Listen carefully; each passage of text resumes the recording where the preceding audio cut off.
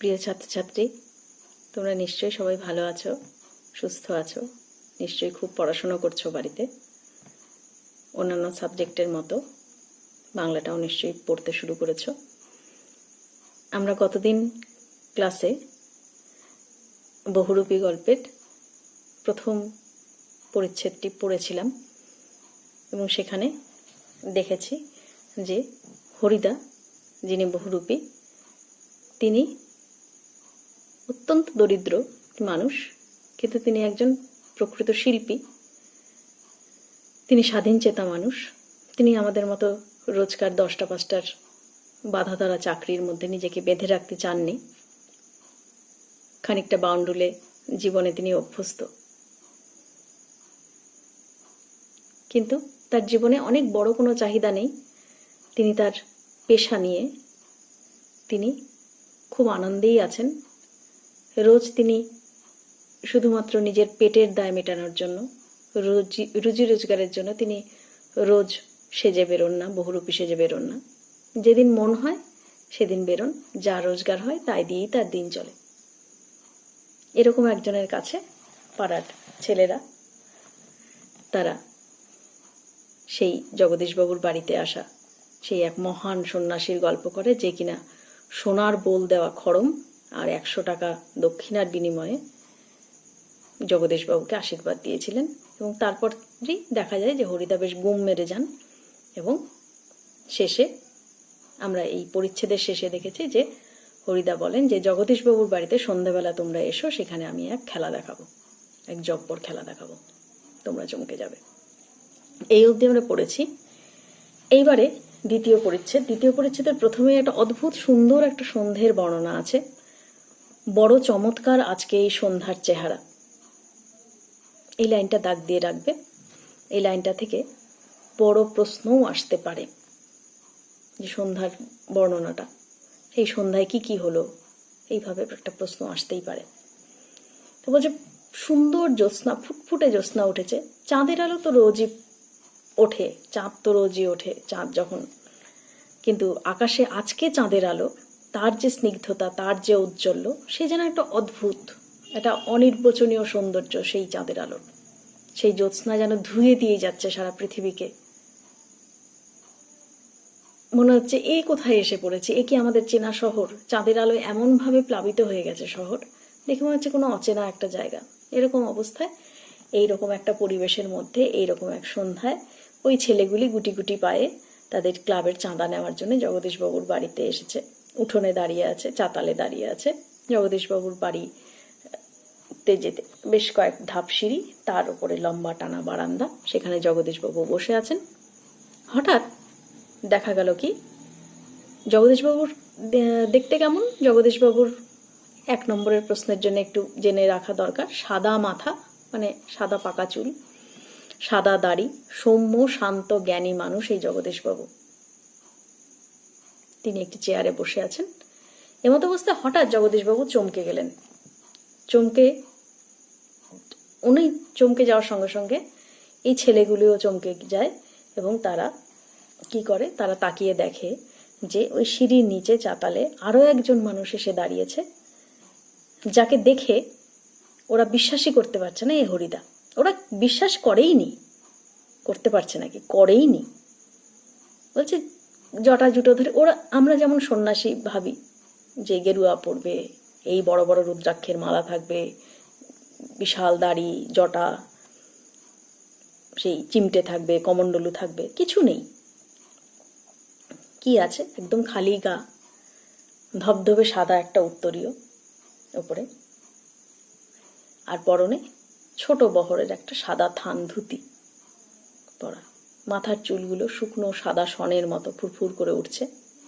খালি পা, ধুলো মাখা পা, হাতে একটা ঝোলা, সেই ঝোলার মধ্যে একটি মাত্র বই, গীতা।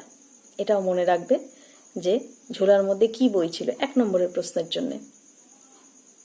তিনি হঠাৎ গীতা বের করে দেখলেন। সেই সন্ন্যাসী, বা তাকে বিরাগী বলা হচ্ছে এখানে, বৈরাগী বা বিরাগী, নিজের মনেই তিনি হাসলেন। এই মানুষটিকে দেখে ওরা যেমন বুঝতে পারলো না এ বহুরূপী হরিদা, বলছে বহুরূপীর সাজ এরকম হতেই পারে না।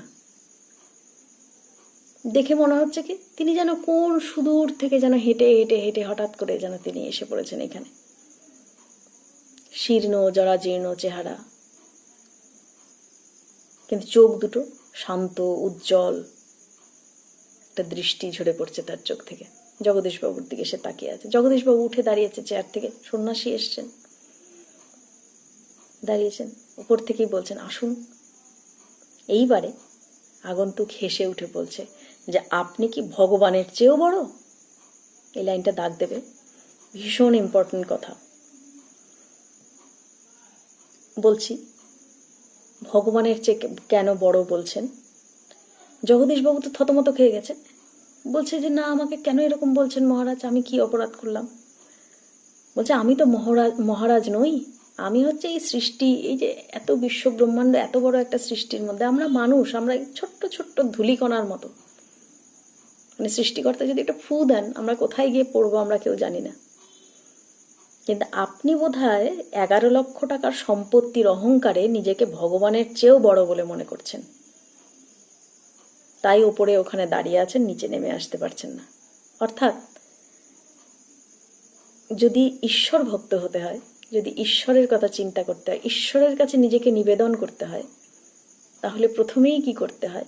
নিজের অহংকার, নিজের দম্ভ ত্যাগ করতে হয়। প্রথমেই তিনি বললেন, এই যে ওপর থেকে নিচে নেমে আসতে পারছে না, অর্থাৎ তিনি নিজেকে বড় ভক্ত মনে করেন, তিনি ধার্মিক, সব ঠিক আছে, কিন্তু কোথাও গিয়ে তিনি গৃহী, তিনি সম্পদশালী, তার অনেক টাকা, এই গরিমা, এই অহংকারটা তিনি কিছুতেই ত্যাগ করতে পারছেন না।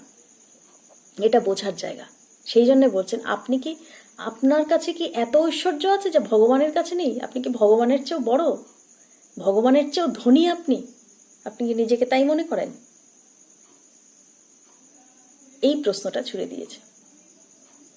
জগদীশবাবু সঙ্গে সঙ্গে হাত জোর করে নেমে এসছেন। নেমে এসে বলছেন, আমার অপরাধ ক্ষমা করুন, আপনাকে আমি কিভাবে সেবা করব বলুন, এই সমস্ত বলছেন। বলছে আপনি রাগ করবেন না। তো সন্ন্যাসী বিরাগী বলছেন যে না না, রাগ তো ওগুলো তো আমি গত জন্মে ছেড়ে এসেছি। সন্ন্যাস জন্মে কি মানুষের বিতরাগ, বিতশোক, বিতকাম, বিতক্রোধ এরকমই তো হতে হয়। ষড়রিপু আমাদের যে, সেই ষড়রিপুর কোনোটাই তো থাকতে নেই। তিনিই তো প্রকৃত সন্ন্যাসী। সন্ন্যাসীর চেয়ে সংযত সংযমী জীবন কার আছে বলো? সেরকমই একজন সন্ন্যাসী আমি। কাজেই ওগুলো তো আমার আগের জন্মের, অর্থাৎ সাধারণ যে জীবন ছিল আমার, সেই জন্মের কথা। এই সন্ন্যাস জন্মে তো আমার কোনো রিপুই আমাকে ছুতে পারে না। এবার বলছেন যে আমি আপনার কি সেবা করতে পারি? আবার বলছে কিচ্ছু করতে হবে না, শুধু একটু ঠান্ডা জল দিন। ঠান্ডা জল নিয়ে এসছে। আর এই ছেলেগুলো, এই ভবত, সনাদি, এই যে এরা যারা ছিল, এরা নিজেদের মধ্যে ফিস ফিস করছে যে না না না না, একবার ভাবছে হ্যাঁ, একবার ভাবছে না। বলছে না, এটা হরিদার গলা হতেই পারে না, হরিদা এরকম হতেই পারে না। ওরা কিছুতেই মানছে না। আর হরিদা অর্থাৎ বিরাগী জগদীশবাবুর সাথে কথা বলছেন। এই কথাবার্তা, এই যে কথোপকথন হচ্ছে, এই কথোপকথনের অংশটা খুব ইম্পর্ট্যান্ট, খুব গুরুত্বপূর্ণ। কারণ অনেক সময় দেখা যায় আমাদের মাধ্যমিক কথোপকথন সংক্রান্ত কিন্তু একটা প্রশ্ন আসে। এরপরেই তোমাদের অভিষেক আছে, মধুসূদন দত্তের মেঘনাদবধ কাব্যের একটা অংশ, সেখানেও রাবণ এবং মেঘনাদের যে কথোপকথন, সেই অংশ থেকে প্রশ্ন আসে, কথোপকথনের বর্ণনা নিজেদের ভাষায় লিখতে দেয়। এখানেও কিন্তু যদি বড় প্রশ্ন এরকম দিয়ে দিতে পারে যে জগদীশবাবুর সঙ্গে ওই সন্ধ্যে বিরাগীজির যে কথোপকথন হয়েছিল, সেইটি সারাংশ নিজের মতো করে লেখো। এখানে কিন্তু এই কথাগুলো আসবে, এই যে ভগবানের চেয়ে বড়। এর পরের অংশে আসছে পরম সুখ কাকে বলে জানেন? তো পরম সুখ হলো সকল সুখের বন্ধন থেকে নিজেকে মুক্ত করে দেওয়া, মুক্ত হয়ে যাওয়া। সব সুখের বন্ধন থেকে মুক্ত হয়ে যাওয়া মানে আমাদের যে জাগতিক চাওয়া পাওয়া, এই আমার গাড়ি লাগবে, বাড়ি লাগবে, আমার দামি জামা কাপড় লাগবে, এই যে পার্থিব যে চাওয়া পাওয়া, এই চাওয়া পাওয়ার থেকে নিজেকে যদি মুক্ত করে দেওয়া যায়, তবেই আমরা পরম সুখী হতে পারি। এই কথাটা তিনি বললেন। তবেই ঈশ্বরের কাছে যাওয়া যাবে। জাগতিক লোভ, কামনা, বাসনা এগুলো নিয়ে কখনোই ঈশ্বরের সন্ধানে বা ঈশ্বরের কাছে পৌঁছানো সম্ভব নয়, পরম সুখী হওয়া সম্ভব নয়। তোমরা ক্লাস 9-এ ইলিয়াস গল্পের শেষে এরকমই পড়েছিলে যে তাদের তখন একদম শেষ জীবনে তারা যখন সর্বহারা হয়ে গেল, তাদের যখন কিছুই নেই, তখন সেই ইলিয়াসের স্ত্রী সে বলছে যে এখনই আমরা সবচেয়ে বেশি সুখী, কারণ এখন আমরা ঈশ্বর চিন্তা করতে পারি প্রাণ খুলে। এখন আমাদের কোনো চাওয়া পাওয়া নেই, কোনো টেনশন নেই, কোনো এটা হচ্ছে না, ওটা হচ্ছে, এই কাজটা হলো না, ওই কাজটা হলো, কোনো ঝগড়াঝাটি নেই, অশান্তি নেই, কিছু নেই। এখন আমরা নিজেদের মতো নিজেরা থাকি, ঈশ্বর চিন্তা করতে পারি, নিজেরা কথা বলতে পারি, ঈশ্বরের কাছে নিজেদেরকে নিবেদন করতে পেরেছি। এটাই হচ্ছে প্রকৃত সুখ, এটা বলছেন। এইবার জগদীশবাবু বিরাগীজির পা স্পর্শ করেছে, করে হাত বাড়িয়েছে আর কি পা স্পর্শ করার জন্য। তো বলছে যে আপনি আমার কাছে 2 দিন থাকুন, কয়েকটা দিন থাকুন, একটু অতিথি সেবা করি। তো বিরাগীজি অবাক হয়ে তার দিকে তাকিয়ে বলছে যে আপনার বাড়িতে কেন থাকবো? এই ইটকাঠ পাথরের দালান বাড়িতে আমি কেন থাকবো? যেখানে ঈশ্বরের এত বড় একটা ঘর আছে, যেখানে ঈশ্বর, খোলা আকাশ, যেখানে ছাদ, যার মেঝে ধরিত্রীর মাটি, সেখানে আমি কেন দালান বাড়িতে থাকবো? ঈশ্বরের এত বড় বাসা থাকতে আমি আপনার এই কোঠা বাড়িতে কেন থাকবো? এই পাকা বাড়িতে আমি কেন থাকবো, দালান বাড়িতে? জগদীশবাবু আর কিছু বুঝে পাচ্ছেন না যে তিনি কিভাবে এই মানুষটাকে, এই সন্ন্যাসীকে তিনি সেবা করবেন। তো বলছে কিছু তো বলুন, কিছু তো বলুন। তো বলছে ঠিক আছে, আপনি যখন থাকবেন না তাহলে আমাকে কিছু উপদেশ দিন, কিছু বাণী বলুন যেটা আমি পালন করব, নাহলে আমি শান্তি পাবো না। তো তখন বিরাগী বলছে যে ধন, জন, যৌবন কিছুই নয় জগদীশবাবু, এগুলো হচ্ছে একটা সুন্দর সুন্দর বঞ্চনা, এগুলো হচ্ছে লোক ঠকানোর মতো। এই আছে, এই নেই, মন প্রাণের সব আকাঙ্ক্ষা দিয়ে ওই একজনের আপন হতে চেষ্টা করুন, কোনো মানুষের না, কোনো ভণ্ড সন্ন্যাসীর না, অন্য কারো না। পয়সা দিয়ে এটা কেনা যায় না। মন প্রাণ দিয়ে ঈশ্বরকে ডাকুন, তার কাছে নিজেকে সঁপে দিন, তাহলেই দেখবেন এই পৃথিবীর সমস্ত ঐশ্বর্য পাওয়া হয়ে যাবে, সেই পরম সুখ পাওয়া হয়ে যাবে। এটা বলছেন। এটা শোনার পর বিরাগী চলে যাবে, বুঝতে পেরেছে। জগদীশবাবু বলছে আপনি একটু দাঁড়ান, আমি আসছি বলে ঘরে গিয়ে এইবারে গল্পের ক্লাইম্যাক্স,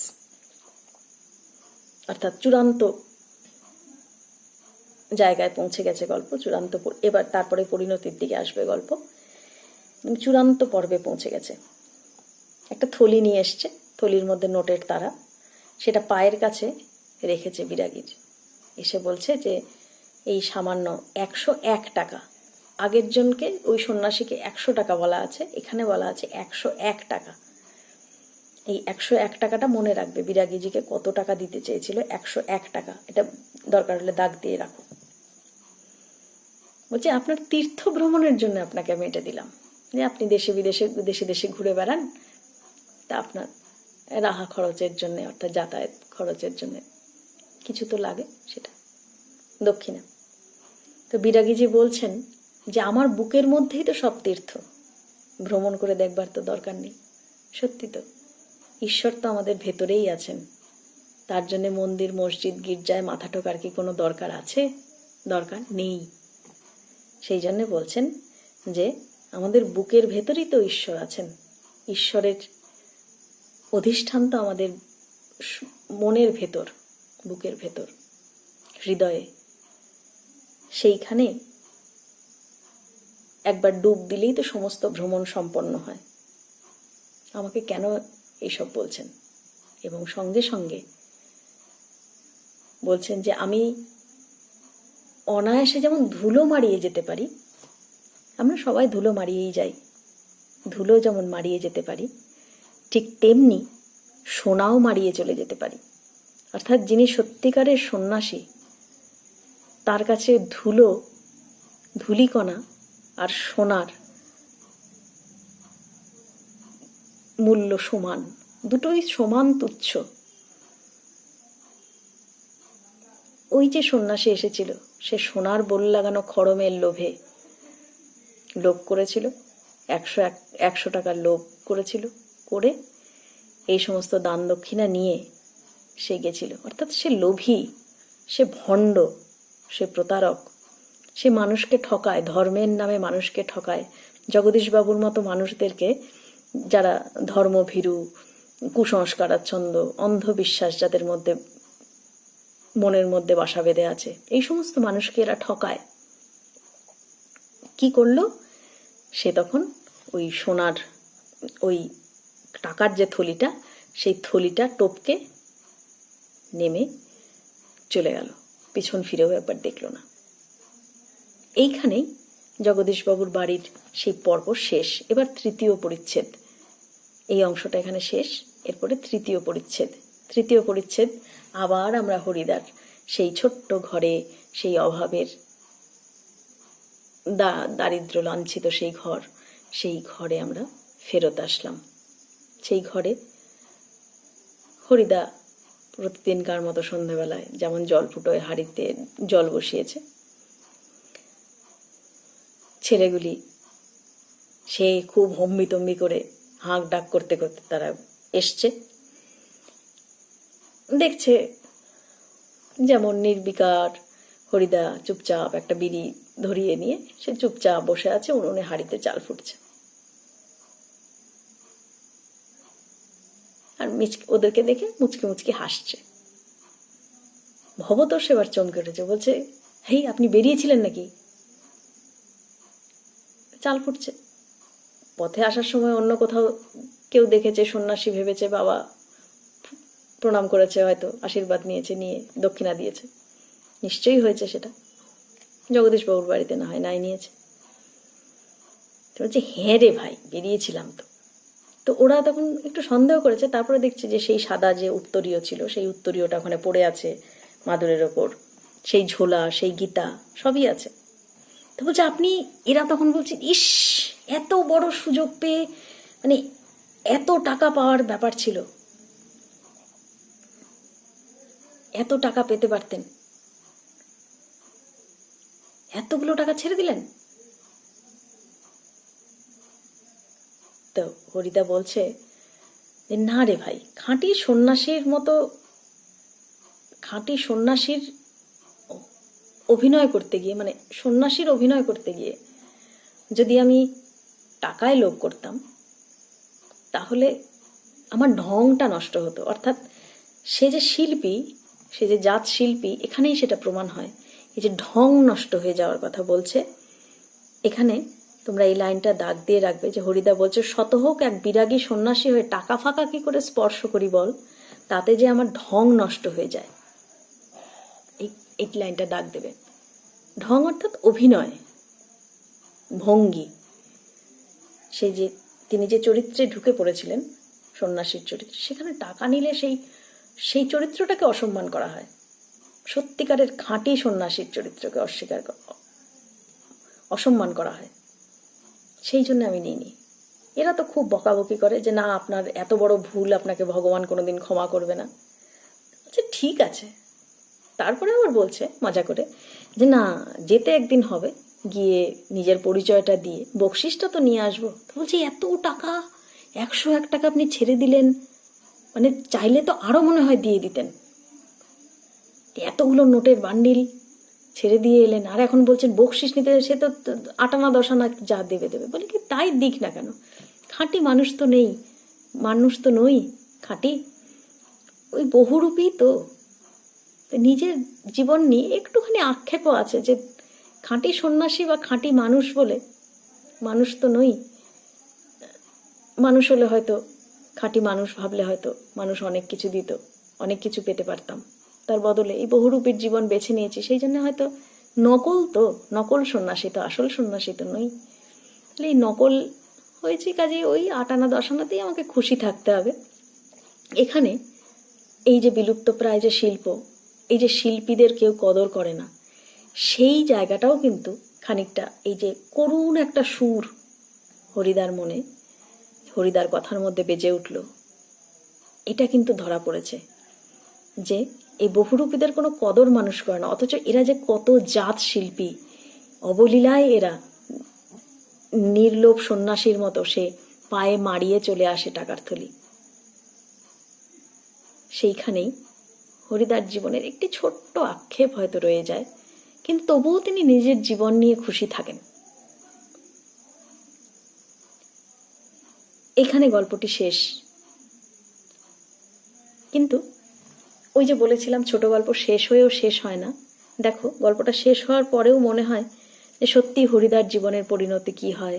এই যে জগদীশবাবুর কাছে যখন সে আবার যাবে, তখন জগদীশবাবু তাকে 8 আনা 10 আনাই দেয় না, আরও অনেক বড় কোনো অর্থমূল্য সাহায্য করে খুশি হয়ে। এই যে গল্পগুলো, হরিদার জীবনের পরিণতি কি হতে পারে, জীবনের সমাপ্তি কেমন করে হতে পারে, তার জীবনে কি কোনো বদল এসেছিল, তিনি কি কোনোদিন সুখের মুখ দেখেছিলেন, নাকি এই অভাব নিয়েই তিনি তার জীবন শেষ করে দিয়েছিলেন, এই যে প্রশ্নগুলো কিন্তু ঘুরে ঘুরে আসতে থাকে। এখানে এই গল্পটি শেষ। এবারে আমরা যে আলোচনায় আসব সেটা হলো গল্পের প্রশ্ন। বহুরূপী গল্পের কি কি প্রশ্ন তোমরা পড়বে সেই আলোচনায় আমরা আসব। একটু দেখো। এই গল্পের প্রশ্ন আলোচনার আগে তোমাদের একটা বিষয় বলে দিই, যে তোমাদের যে 4টে গল্প পাঠ্য আছে, জ্ঞানচক্ষু, বহুরূপী, পথের দাবি, অদল বদল, আমাদের সেকেন্ড সামেটিভে, ফার্স্ট সামেটিভে জ্ঞানচক্ষু পড়ানো হয়ে গেছে, এরপরে এখন বহুরূপী পড়ানো হলো, এরপরে আছে পথের দাবি এবং শেষে একদম অদল বদল।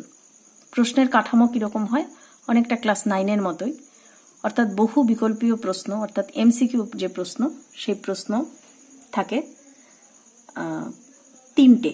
গল্প থেকে 3টে এমসিকিউ প্রশ্ন করতে হয়। 1 নম্বরে অতি সংক্ষিপ্ত উত্তরধর্মী, অর্থাৎ এসএকিউ প্রশ্ন, অর্থাৎ 20 শব্দের মধ্যে লিখতে হয়, সেরকম লিখতে হয় 4টে গল্প থেকে। ব্যাখ্যাভিত্তিক প্রশ্ন, 1টি করে বিকল্প থাকে, আমাদের বলে দিই।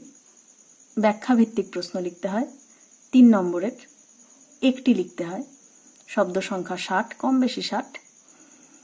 আর রচনাধর্মী প্রশ্নও লিখতে হয় 1টি, তার নম্বর থাকে 5, শব্দ সংখ্যা 150, 150 শব্দের মধ্যে লিখতে হয়, ওই কম বেশি। তাহলে গল্পের প্রশ্ন থেকে তোমাদেরকে 15 নম্বরের উত্তর করতে হয়। ব্যাকরণ অংশ আলাদা, ব্যাকরণের কথা এখন আসছি না।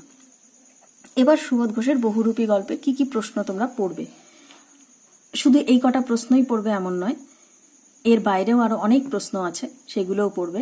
আমি শুধুমাত্র উদাহরণস্বরূপ কিছু প্রশ্ন তোমাদেরকে বাড়িতে তৈরি করতে দিলাম।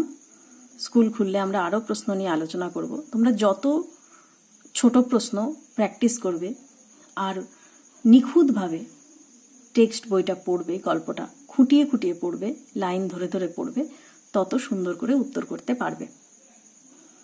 অতি সংক্ষিপ্ত প্রশ্নের মধ্যে প্রথম প্রশ্ন দিয়েছি, দেখো, সন্ন্যাসী হাসলেন আর চলে গেলেন, সন্ন্যাসীর হাসির কারণ কি?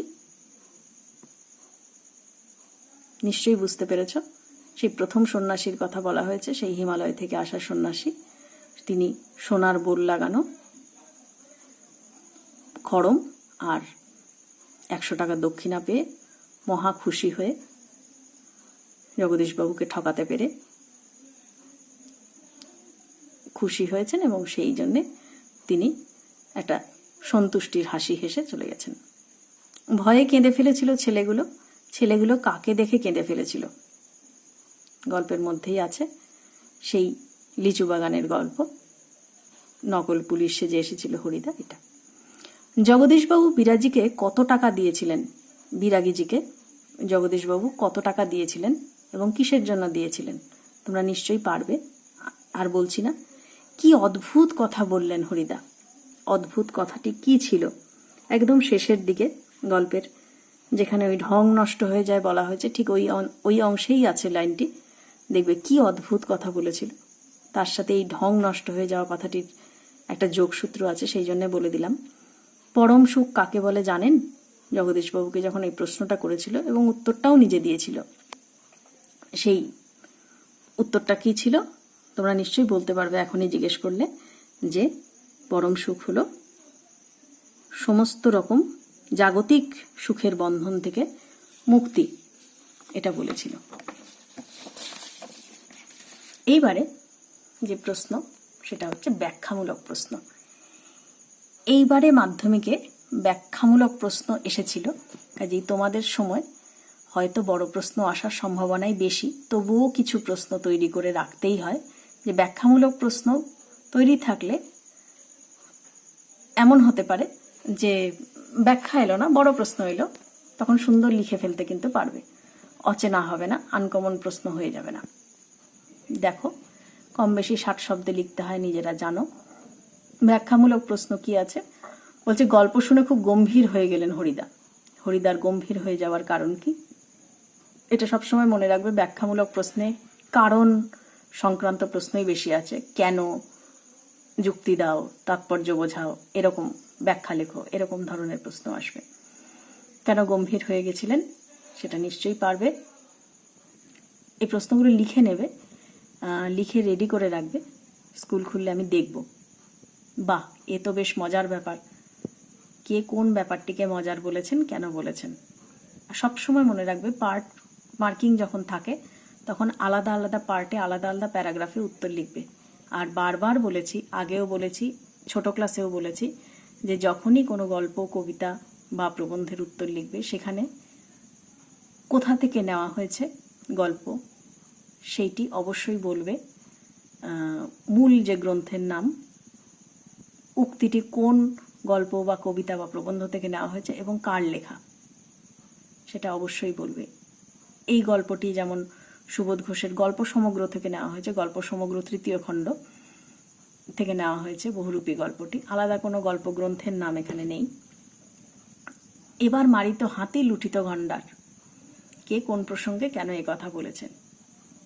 ওই জগদীশবাবুর বাড়িতে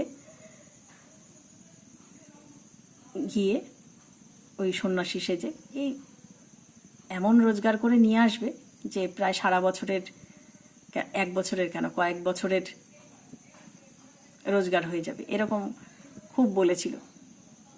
সেই জায়গাটা একটু পড়বে, সেইখানে আছে। আসলে এইটি একটি প্রবাদ, এখানে মারিত গণ্ডার লুঠিত ভাণ্ডার, সেটাকে এখানে লেখা হয়েছে মারিত হাতি লুঠিত ভাণ্ডার, অর্থাৎ যা করবো একবার এসপার ওসপার, অর্থাৎ বেশ বড় সড়ো একটা রোজগার করে নিয়ে আসা যাবে। কিন্তু আমরা গল্পের শেষে দেখলাম জগদীশবাবুর বাড়িতে গিয়ে হরিদা কিছুই করতে পারলো না, কিছুই করেনি, কারণ তিনি তখন হরিদা ছিলেন না, তিনি তখন বিরাগী হয়ে গেছিলেন। সেই জন্যে তিনি টাকা পয়সা ছুঁয়েও দেখেননি। 4 নম্বর প্রশ্ন, কিন্তু মাস্টারমশাই একটুও রাগ করেননি, রাগ করার মতো কি কারণ ঘটেছিল? আর মাস্টারমশাই রাগ করেননি কেন? সেই লিচু বাগানে সেই নকল পুলিশ সাজার ঘটনা পারবে। 5 নম্বর, তাতে যে আমার ঢং নষ্ট হয়ে যায়, কি করলে বক্তার ঢং নষ্ট হতো, কেন? ওই আবার সেই টাকা মারিয়ে চলে আসার কথা, এটা পারবে। এই ব্যাখ্যামূলক প্রশ্নগুলো যদি কোনো সময় বড় প্রশ্নের আকারেও আসে তাহলেও তোমরা নিশ্চয়ই পারবে।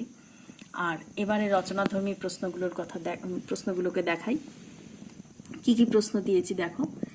মোটামুটিভাবে এই 4টে প্রশ্ন খুবই ইম্পর্ট্যান্ট এবং পুরো গল্পটাকে কভার করেই প্রশ্নগুলো তৈরি করা হয়েছে। হরিদার জীবনে সত্যিই একটা নাটকীয় বৈচিত্র্য আছে, খুব খুব খুব ইম্পর্ট্যান্ট প্রশ্ন তৈরি করবে। হরিদার জীবনের এই নাটকীয় বৈচিত্র্যের স্বরূপ অবশ্যই তৈরি করে রাখবে। এই প্রশ্নটা নিয়ে আমি কিছু উত্তর বলবো না, আর আমার অনুরোধ যে তোমরা নিজেরাই এই প্রশ্নগুলোর উত্তর রেডি করার চেষ্টা করবে, নিজেরা তৈরি করার চেষ্টা করবে। বড়দের দিয়ে কখনো উত্তর তৈরি করিয়ে নেবে না, নিজেরা বইপত্র ঘেঁটে, সহায়িকা নিয়ে, বন্ধুদের সাথে আলোচনা করে একসাথে বসে তোমরা প্রশ্নগুলো তৈরি করতে পারো। হুবহু কোনো সহায়িকা দেখে বা কোনো স্যার বা দিদিমণির নোট দেখে টুকে দেবে না।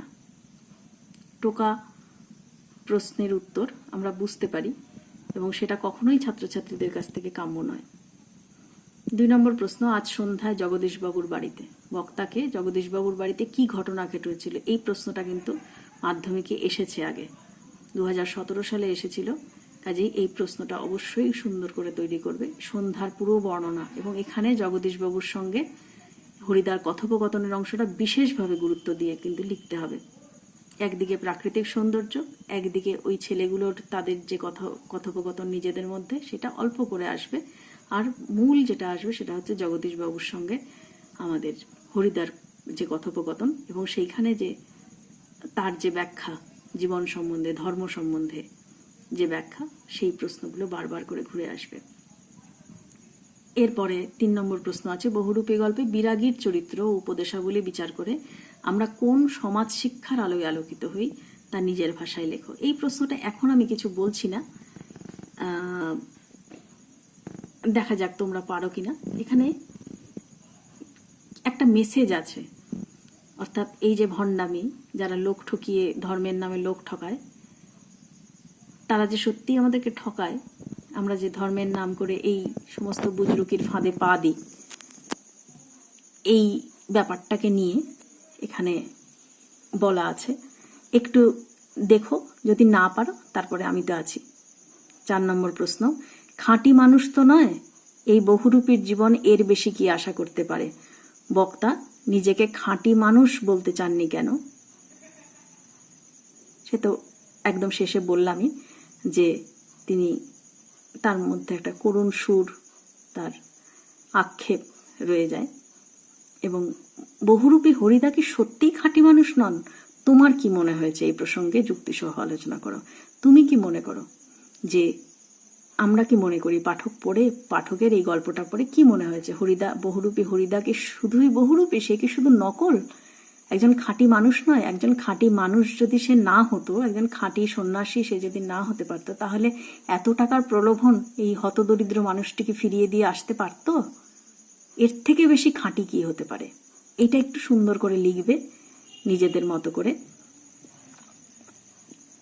তারপরে আমরা বাকি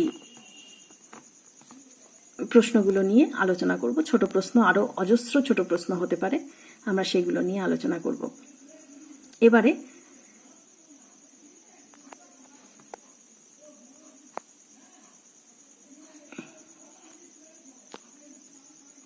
এই প্রসঙ্গে আরেকটা কথা বলার আছে। তোমাদের যে অ্যাক্টিভিটি টাস্কগুলো যে আমাদের বাংলার শিক্ষা পোর্টালে দিয়েছে বা এখনো পর্যন্ত দেওয়া হয়েছে, সেই টাস্কগুলোও তোমরা সঙ্গে সঙ্গে করবে। সেখানে বেশ কিছু প্রশ্নোত্তর দেওয়া হয়েছে, উত্তর লিখে দেওয়া হয়েছে, সেগুলোও একটু দেখার চেষ্টা করবে নিজেরা।